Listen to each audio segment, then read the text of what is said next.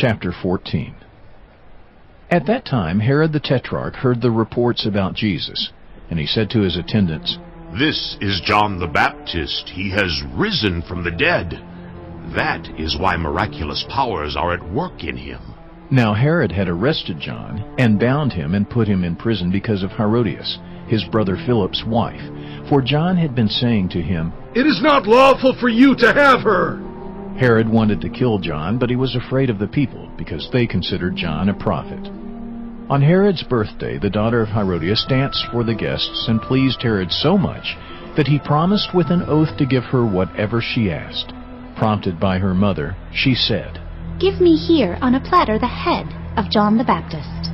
The king was distressed, but because of his oaths and his dinner guests, he ordered that her request be granted, and had John beheaded in the prison.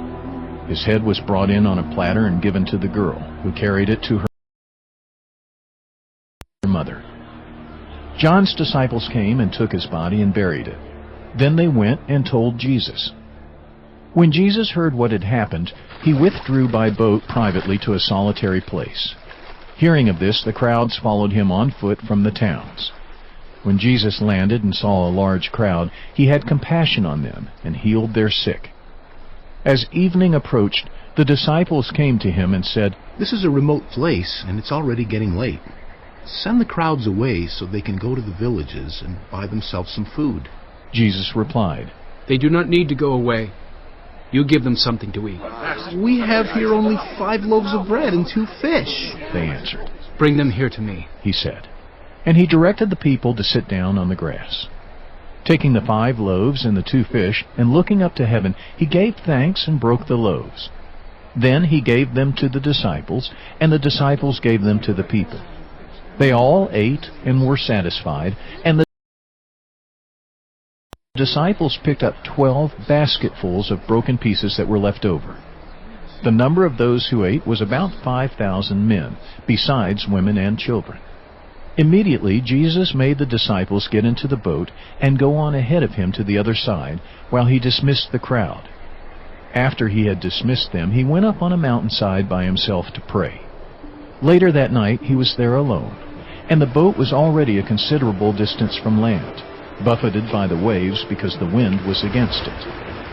Shortly before dawn, Jesus went out to them, walking on the lake. When the disciples saw him walking on the lake, they were terrified. "It's a ghost!" they said, and cried out in fear. But Jesus immediately said to them, "Take courage. It is I. Don't be afraid." "Lord, if it's you, Peter replied, tell me to come to you on the water." "Come," he said. Then Peter got down out of the boat, walked on the water, and came toward Jesus. But when he saw the wind, he was afraid, and beginning to sink, cried out, "Lord, save me!" Immediately Jesus reached out his hand and caught him. "You of little faith, He said. why did you doubt?" And when they climbed into the boat, the wind died down. Then those who were in the boat worshipped him, saying, "Truly, you are the Son of God." When they had crossed over, they landed at Gennesaret. And when the men of that place recognized Jesus, they sent word to all the surrounding country. People brought all their sick to him and begged him to let the sick just touch the edge of his cloak. And all who touched it were healed.